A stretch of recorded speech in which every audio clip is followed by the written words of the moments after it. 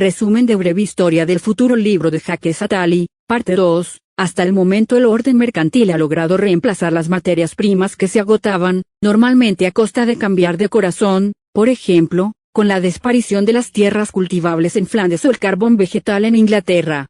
Sin embargo, los retos del siglo XX son mayores, materias primas, aunque su demanda se ha disparado, no escasearán durante este siglo y después se podrán seguir extrayendo del mar o incluso de la luna energía, aunque es posible que se agote el petróleo en 50 años, se espera que en 20 años se pueda convertir de modo económico el carbón en gas y el gas en petróleo, por lo que su disponibilidad será solo cuestión de precio. La energía nuclear se utilizará donde se acepten los costes políticos de sus desechos. Las energías solar y eólicas seguirán siendo minoritarias mientras no se puedan almacenar, y la fusión termonuclear, segura y casi inagotable, no estará lista hasta finales de siglo.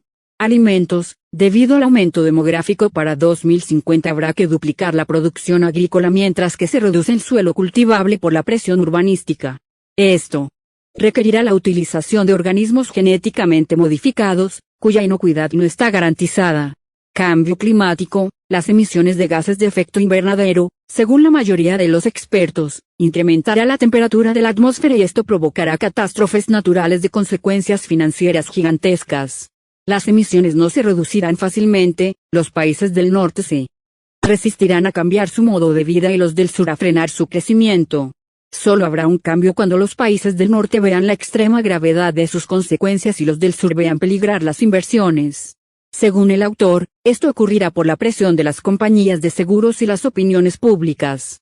Agua. La humanidad ha consumido contaminado el 80% del agua dulce natural. Para poder tener agua para 2.000 millones de personas habrá que administrar mejor al agua consumida por la industria, la agricultura y las ciudades y organizar una desalinización a gran escala. Esto aumentará el coste del agua. Biodiversidad. Al ritmo actual en 40 años habrán desaparecido los bosques allí donde no hayan sido conservados. Esto y otras agresiones a la naturaleza provocará la extinción de numerosas especies y la disminución de la biodiversidad y poniendo en peligro la supervivencia de la humanidad. Mientras que la producción de objetos industriales cada vez requiere menos tiempo y gastamos menos tiempo en trabajar y cocinar, los productos que aparecen en el mercado son cada vez más cronófagos, aumenta el tiempo de desplazamiento por el tamaño de las ciudades y el tiempo para formarse al aumentar los conocimientos. Y aunque aumentará la esperanza de vida, el tiempo necesario para aprender, amar o dormir seguirá siendo el mismo. El orden mercantil habrá topado con la única realidad verdaderamente escasa, el tiempo, que no se puede producir, ni vender ni almacenar entre 2025 y 2030, las empresas estadounidenses, primero las de Internet y luego el resto de las estratégicas, empezarán a ver a su propio país como enemigo de sus intereses comerciales y su imagen deteriorada como perjudicial para sus productos. Crearán menos empleos en Estados Unidos e invertirán menos en sus hospitales y universidades, incluso pasarán a manos de fondos de inversión de difusa nacionalidad y se asentarán en paraísos fiscales, perdiendo los accionistas estadounidenses la mayoría del beneficio y el Estado norteamericano sus recaudaciones fiscales. Crecerán las tensiones entre los trabajadores, la clase media y las minorías. El dólar dejará de ser usado en muchas partes del mundo, Asia dejará de sufragar el déficit norteamericano y repatriará su capital para hacer frente a sus propios problemas y, finalmente, el modelo californiano se pondrá en tela de juicio. California dejará entonces de reunir a la mayor parte de la clase creativa y de ser el centro de las innovaciones financieras, será el fin de la novena forma. Estados Unidos podría pasar a ser una socialdemocracia de tipo escandinavo o una dictadura donde podría situarse el corazón de la décima forma. California sería el sitio más probable, pues EU seguiría siendo la primera potencia mundial. Después de la crisis de 2025, y el sur de este estado el lugar elegido por el autor, entre el puerto de San Diego, las industrias tecnológicas de La Joya y las universidades de Stanford y Berkeley. Pero es probable que no tenga ya la voluntad de ser el imperio dominante y necesite centrarse en sí mismo para arreglar sus desigualdades y defender su territorio.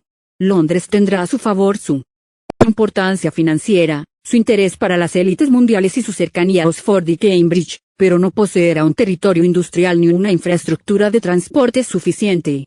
Si la Unión Europea estuviera realmente unida política y militarmente, el conglomerado urbano de Londres a Frankfurt del Meno, de Bruselas a París podría reunir el poderío financiero e industrial necesario. Pero Esta unión no se producirá para el autor hasta que lleguen las terribles amenazas de hiperimperio y el hiperconflicto. Los países escandinavos tienen industrias punteras, excelentes universidades, petróleo, protección social y podrían atraer a la clase creativa del resto del mundo, pero a juicio del autor no poseen el ánimo de inmiscuirse en el resto del mundo. Tokio será muy importante industrialmente, pero no será capaz de atraer los talentos extranjeros.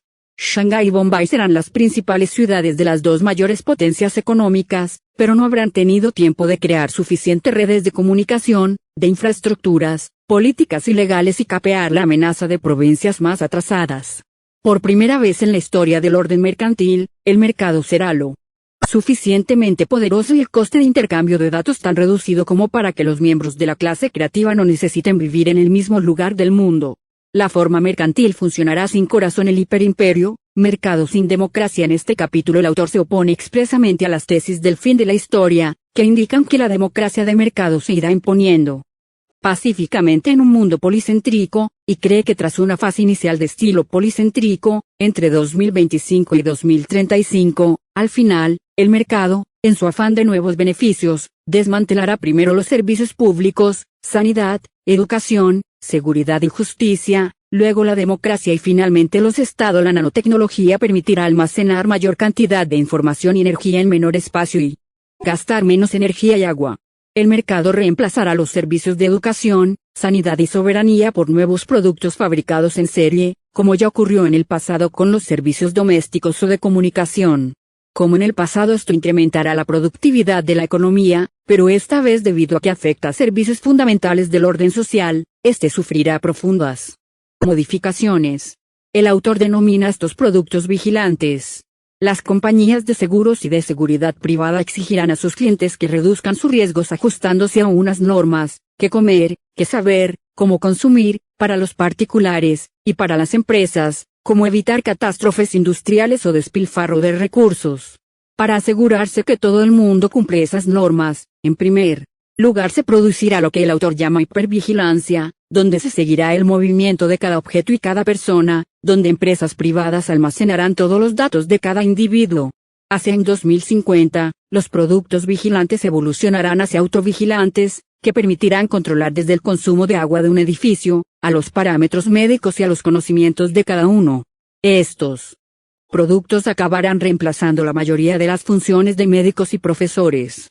Después se crearán dispositivos autorreparadores, tanto para sistemas artificiales, máquinas, puentes, como para el cuerpo humano. Estos productos gestionados por empresas privadas reducirán el gasto estatal y esto favorecerá cada vez más su acaparamiento de los servicios públicos. Los más ricos de la clase creativa y las principales empresas se sentirán cada vez menos apegados a ningún país y pasarán de país en país a su conveniencia.